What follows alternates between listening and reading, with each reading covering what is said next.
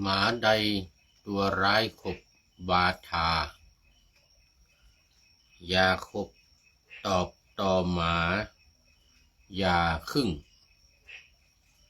ทรชนชาติชั่วทารุณโทษอย่าโกรธอย่าหน้าบึ้งตอบถ้อยถือความ ขอถวายความนอบน้อมแด่พระรัตนตรัยมีพระพุทธเจ้าเป็นต้นขอถวายความเคารพพระมหาเถระพระเถรานุเถระเจ้าคณะพระสังฆาธิการทั่วโลกมี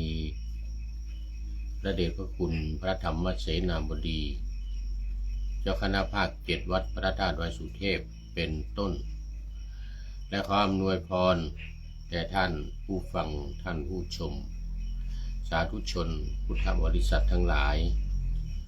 วันนี้รายการธรรมะหลังธรรมวัดเย็นของวัดพระธาตุดอยสุเทพออกอากาศทางสถานีวิทยุพระพุทธศาสนาแห่งชาติและจริยธรรมวัดพระธาตุดอยสุเทพระบบ FM 96 เมกะเฮิรตซ์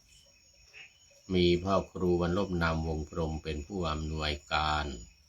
อาจารย์พระมหาประสิทธิ์ปัสสาธิโกเป็นหัวหน้าสถานีและอาตมภาพพระครูปริยัติยานุศาสตร์เป็นผู้บรรยายเป็นประจำทุกวันเวลา 18:40 นาที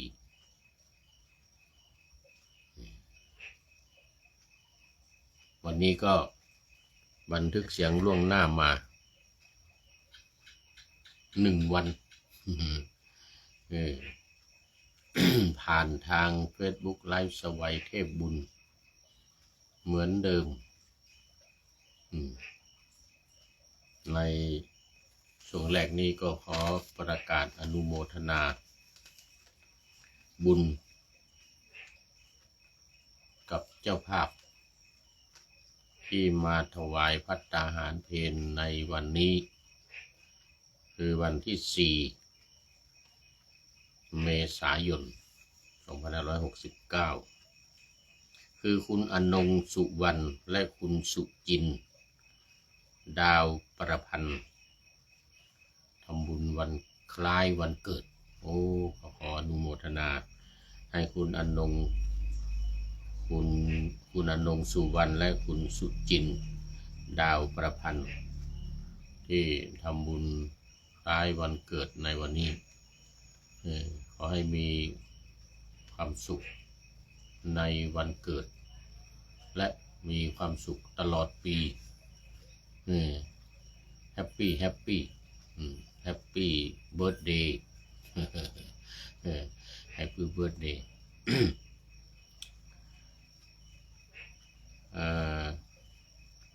ขอให้มีอายุมั่นขวัญยืนมุ่งมา่ปรารถนาสิ่งใดอันเป็นไปโดยชอบประกอบด้วยธรรมขอให้พลันสำเร็จในที่ทุกสถานในการทุกเมื่อเทินตอนนี้ขอต้อนรับสิริปริยัตยาภิรัตน์คุณท่านอาจารย์ท่านพระครู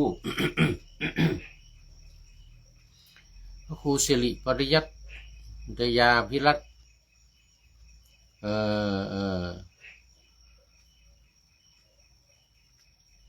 วัดเดี๋ยวก่อนตำบลยางเนิงนะวัดเวรุวันสาธุครับผมสาธุนี่เป็น FC ใหม่นะนี่แต่ก่อนเคยเข้ามาอยู่สมัยปีที่แล้ว2 ปีแล้วปี67จำได้ปี67ตอนนั้นอยู่อินเดีย ตอนนั้นอยู่อินเดียเนี่ยปี67นะตอนไปทำวีซ่าอยู่ที่ประเทศอินเดียท่านพระครูอาจารย์พระมหานรงค์อาจารย์พระมหานรงค์โอ้นี่FC ตัวจริงเหมือนกันนะนี่นะFC ตัวจริงเหมือนกันได้ทราบว่าเกษียณแล้วจากมจร.วิทยาเขตเชียงใหม่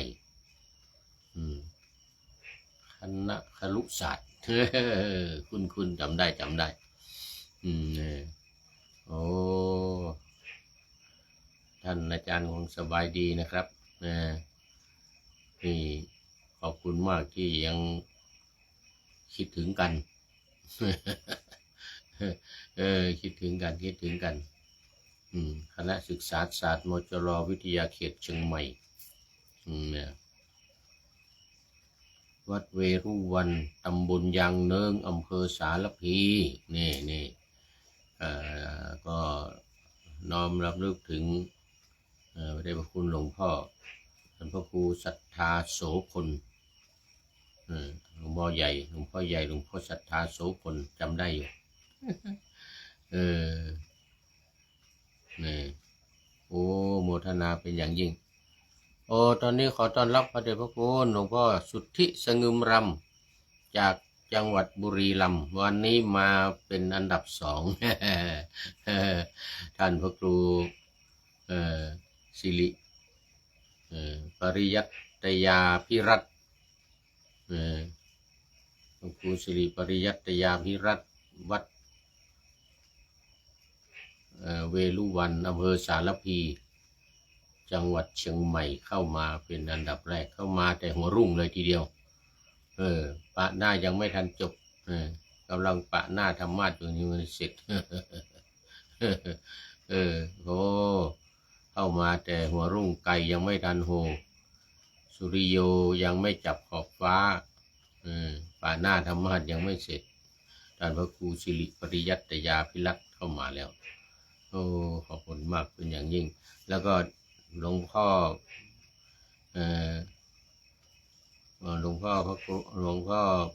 สุทธิสงึมรำก็เป็นอันดับ2วันนี้ไม่เป็นไรมาช้าดีกว่าไม่มามาช้าดีกว่าไม่มาเนี่ยขอบคุณมากหลวงพ่อเป็นเด็กชีตัวจริงประจำให้กำลังใจเข้ามาเป็นประจำเข้ามาเป็นประจำขอโมทนาขอบคุณเป็นอย่างยิ่งเอาละตอนนี้ก็เข้ามาสู่เนื้อหาของธรรมะกันเลยเดี๋ยวจะหมดเวลามัวโอยวิหารหลายวันนี้ยาวด้วยวันนี้นะโอ้วันนี้ยาวด้วยขณะที่พระเดชพระคุณหลวงพ่อพระธรรมเสนาบดีกำลังนำพระภิกษุสงฆ์สามเณรศรัทธาญาติโยมอุบาสกอุบาสิกาและนักท่องเที่ยวทำสมาธิภาวนาอยู่บนวิหารในขณะนี้นะเริ่มตั้งแต่18:40 นาทีไปจนถึง19:10 นาทีเป็นสมถกรรมฐานพุทธานุสติ1ในอนุสติ10แล้วก็1ในสมถกรรมฐาน40อารมณ์สมถกรรมฐาน40โดยการบริกรรมว่าพุทโธพุทโธพุทโธข้อที่1ใน3ของการปฏิบัติสมถกรรมฐานคือ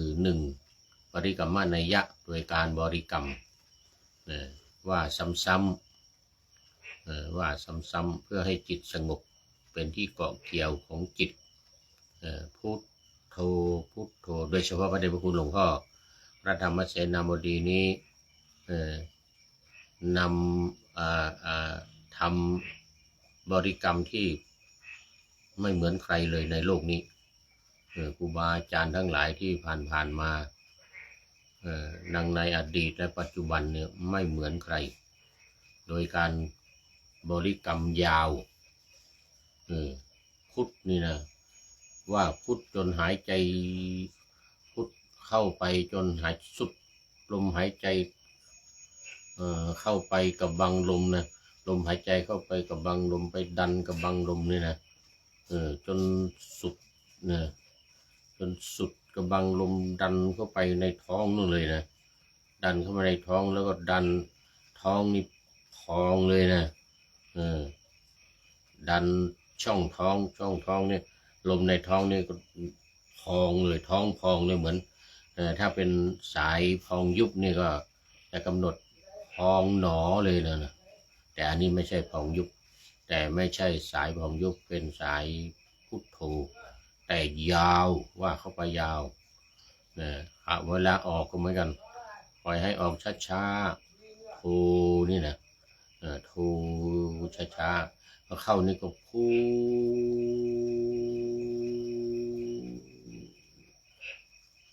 เนี่ยยาวเนจนสุดจนสุดลมจนกั้นลมหายใจสุดกั้นลมหายใจแล้วก็ปล่อยออกมาโธ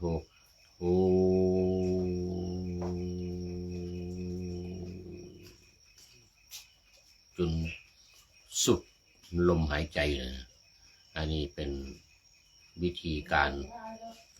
ที่พระเดชพระคุณหลวงพ่อพระธรรมเสนาบดีหลวงพ่อเจ้าคณะภาค 7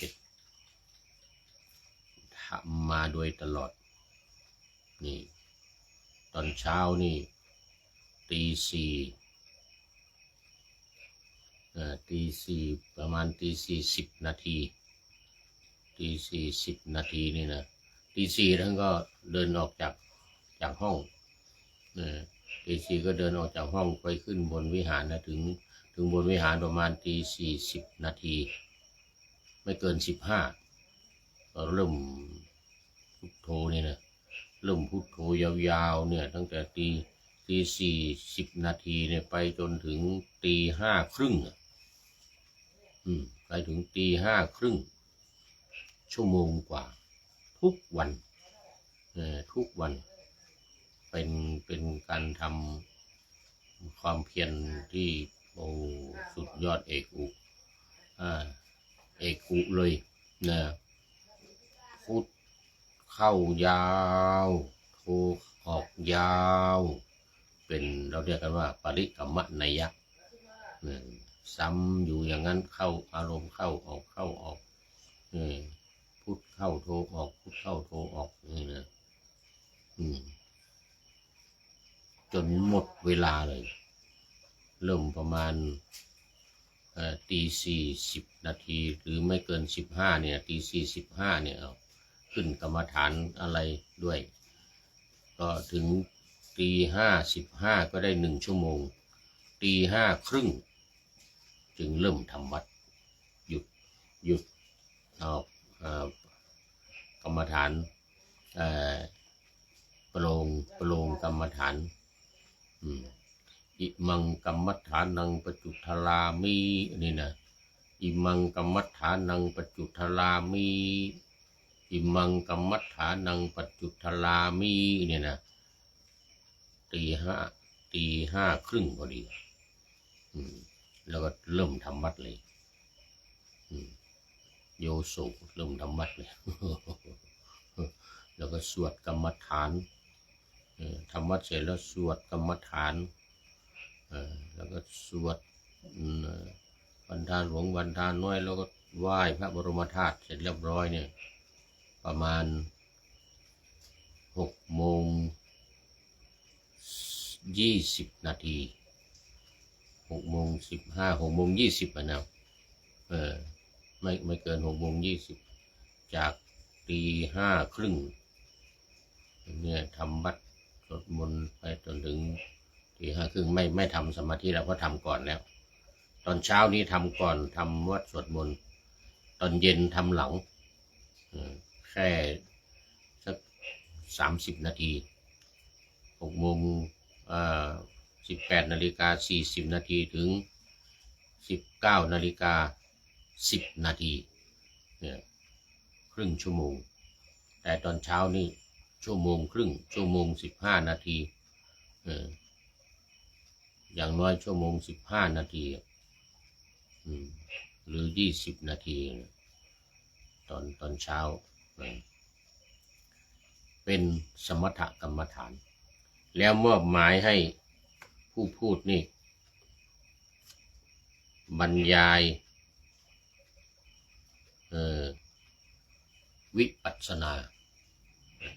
บรรยายวิปัสสนาหรือทำหรือปฏิบัติวิปัสสนาเนี่ยทำวิปัสสนาเนี่ยเพราะว่าพระเดชพระคุณหลวงพ่อทำสมถกรรมฐานทำสมถะให้เรานี่ทำวิปัสสนาวิปัสสนาก็เหมือนกับที่เราทั้งหลายท่านทั้งหลายที่กำลังฟังอยู่ขณะนี้กำลังทำอยู่ทำวิปัสสนาแต่เราไม่มีการขึ้นกรรมฐานนะถ้าขึ้นป่าหน้าธรรมะทักทายผู้ฟังเสร็จแล้วก็ทำวิปัสสนา หลักการของสมถะมีการบริกรรมปริกรรมนัยยะแล้วก็คณนานัยยะการนับอนุสรณานัยยะการระลึกตามระลึกตามคุณของพระพุทธพระธรรมพระสงฆ์อย่างเงี้ยคุณพระพุทธ56คุณพระธรรม38คุณพระสงฆ์14อะไรอย่างเงี้ยนะระลึกตามส่วนวิปัสสนานี้มี3เหมือนกัน1การฟังเรียกสุตตนัยยะการฟัง2จินตานัยยะการคิดและ3ภาวนานัยยะการพิจารณาธรรมหัวข้อธรรม73หัวข้อสรุปลงในไตรลักษณ์อีก3อนิจจังทุกขังอนัตตานี่นะเป็น76นี่เป็นวิปัสสนาโดยการฟังก็ทั้งผู้พูดทั้งท่านผู้ฟังที่กำลังฟังอยู่เนี่ยชื่อว่ากำลังปฏิบัติวิปัสสนาในข้อที่1ใน3คือการฟังการฟังธรรมะหัวข้อพิจารณาที่นำเสนอทุกวันเนี่ยการฟังเรื่องการปฏิบัตินี่แหละเรื่องสมถะเรื่องวิปัสสนาอย่างหัวข้อวันนี้เหตุให้สมาธิเคลื่อนวันนี้เป็นหัวข้อที่ว่าเหตุให้สมาธิเคลื่อนก็เกี่ยวกับการทำสมถกรรมฐานทำสมาธิแบบสมถกรรมฐานโดยเฉพาะเจาะจงหรือสมาธิแบบวิปัสสนาเพราะสมาธิมีอยู่2อย่างสมาธิแบบสมถะนั้นมุ่งให้จิตสงบสมาธิแบบวิปัสสนานี่คือจิตสงบจากกิเลสมีราคะโทสะโมหะเป็นต้นหรือสังโยชน์10ประการมีสักกายทิฏฐิเป็นต้นถึงอวิชชาเป็นที่สุดเนี่ยคือสงบจากกิเลสทั้งหลายอย่างนี้เรียกว่าสมาธิแบบวิปัสสนาส่วนสมาธิแบบสมถะก็เหมือนกับที่พระเดชพระคุณหลวงพ่อกำลังนำทำคือให้จิตสงบจิตสงบแล้วจะเกิดปัญญาในภายหลังเกิดปัญญาขึ้นมาก็นำปัญญานั้นเนี่ยตัดกิเลสตัณหาบรรลุธรรมเรียกว่าเจโตวิมุตติบรรลุด้วยจิตสงบบรรลุด้วยจิตแบบวิปัสสนานี้เขาเรียกว่าถ้าบรรลุเป็นปัญญาวิมุตติเพราะว่าการทำนี้ไม่ว่าจะเป็นการฟังการคิดหรือการพิจารณาหัวข้อธรรม76หัวข้อเนี่ยนะ73หัวข้อ 6 หมวดนี่นะให้เข้าใจให้เกิดปัญญาให้เกิดความรู้เกิดความเข้าใจให้เกิดความเห็นแจ้งนี่ เรียกว่าวิปัสสนาคำว่าวิปัสสนาก็แปลว่าเห็นแจ้งอยู่แล้วดังนั้นการเห็นแจ้งจึงเป็นการปฏิบัติวิปัสสนาเพราะฉะนั้นพระเดชพระคุณหลวงพ่อกำลังนำทำสมถกรรมฐานเพื่อบรรลุเป็นฝ่ายเจโตวิมุตติแล้วก็ให้ผู้พูดนี้นำทำวิปัสสนากรรมฐานถ้าได้บรรลุก็เป็นฝ่ายปัญญาวิมุตติคือเกิดความเข้าใจเกิดความรู้แจ้งเห็นจริงตามสภาวธรรม73หัวข้อนี้ ทีนี้เป็นกลางๆอันนี้ว่าเหตุให้สมาธิเคลื่อนนี่นะอาจจะเป็นอุบัติเหตุหรือเป็นวิปัสสนูปกิเลสลักษณะว่าเป็นวิปัสสนูปกิเลสที่บางเกิดขึ้นแล้วก็มันจะมีสาเหตุของมันอย่างวันนี้นี่ก็มาในอุปริปันธาตมัชฌิมานิกายพระสุตตันตปิฎกเล่มที่14เป็นมัชฌิมานิกายนะเล่มที่14เล่มสุดท้ายพอดีเลยมัชฌิมานิกายจะเป็นเล่ม12เล่ม13เล่ม14ในบรรดา45เล่มนะฉบับหลวงฉบับมหาจุฬาฉบับตัวนี้เป็นฉบับสยามรัฐซึ่งหนังสือพุทธวจนะของท่านอาจารย์คึกฤทธิ์นี่นะนำมาเขียนไว้นำมาเสนอไว้เรื่องเปิดธรรมที่ถูกปิดเรื่องเปิดธรรมที่ถูกปิดเกี่ยวกับการปฏิบัติสมถะและวิปัสสนาที่พระพุทธองค์ตรัส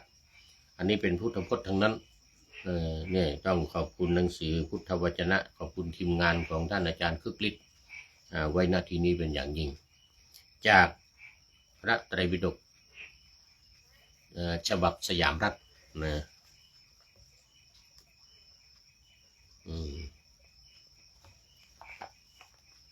ฉบับสยามรัฐเอาละดูใจความ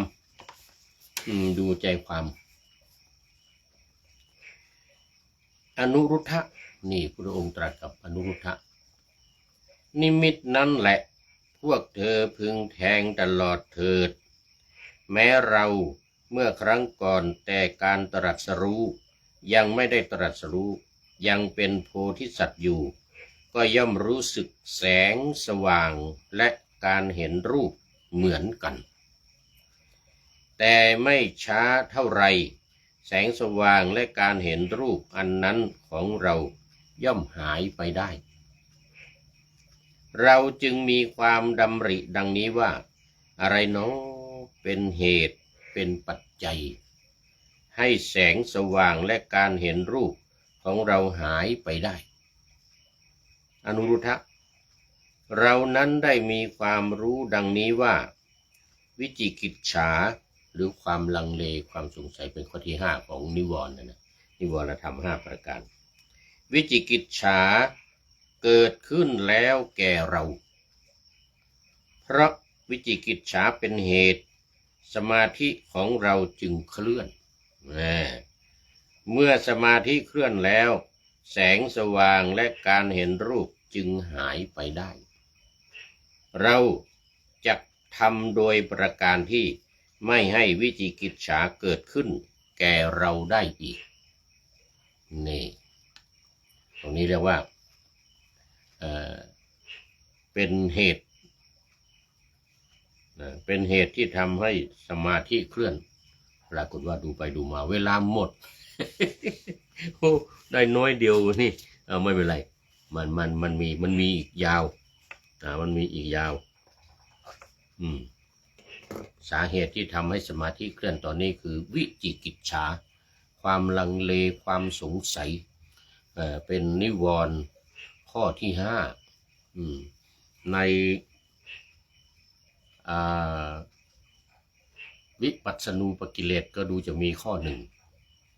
เรื่องความสงสัยนี่นะก็แต่ที่สำคัญนี่คือมันเป็นนิวรณ์นะนิวรณ์ห้าเป็นธรรมเครื่องกลั้นขอไปเครื่องกั้นไม่ให้บรรลุธรรมเนี่ยทำให้สมาธิเคลื่อนนะ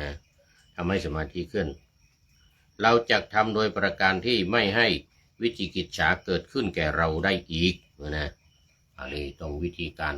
ที่ต้องไปดับที่เหตุของมันที่มันทำให้สมาธิเคลื่อนก็คือว่าวิจิกิจฉาคือความลังเลสงสัยเพราะวิจิกิจฉาเป็นเหตุสมาธิของเราจึงเคลื่อนนะเมื่อสมาธิเคลื่อนแล้ว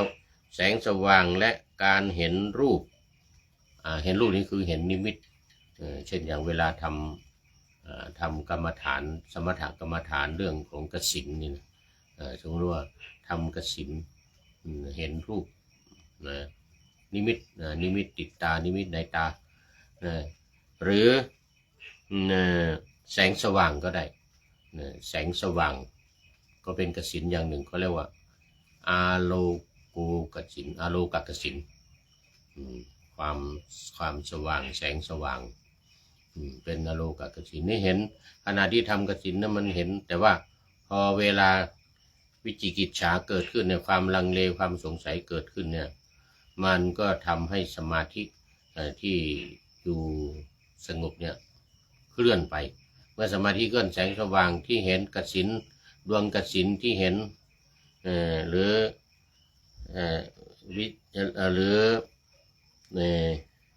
อะไรรูปที่เห็นที่เราเวลาทำกสิณนั่นนะหายไปได้ทำให้มันก็หายไปได้เพราะฉะนั้นจะต้องทำไม่ให้เกิดวิจิกิจฉาไม่มีความลังเลสงสัยโดยเด็ดขาดแล้วนี้ฝากว่าข้อนี้ข้อที่หนึ่งไว้ก่อนวิจิกิจฉาวันนี้หมดเวลาพอดีโอ้พระเดชพระคุณหลวงพ่อสุทธิสงึมลำก็เป็นท่านสุดท้ายเข้ามาในรายการเข้าสู่เส้นชัยของรายการวันนี้ขอบคุณมากก่อนหน้านี้ดูจะมีลืมไปแล้วนี่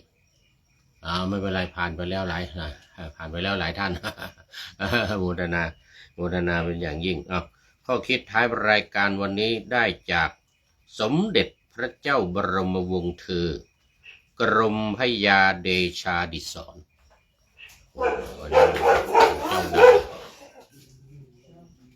กรมพระยาเดชาดิศรไอ้นโม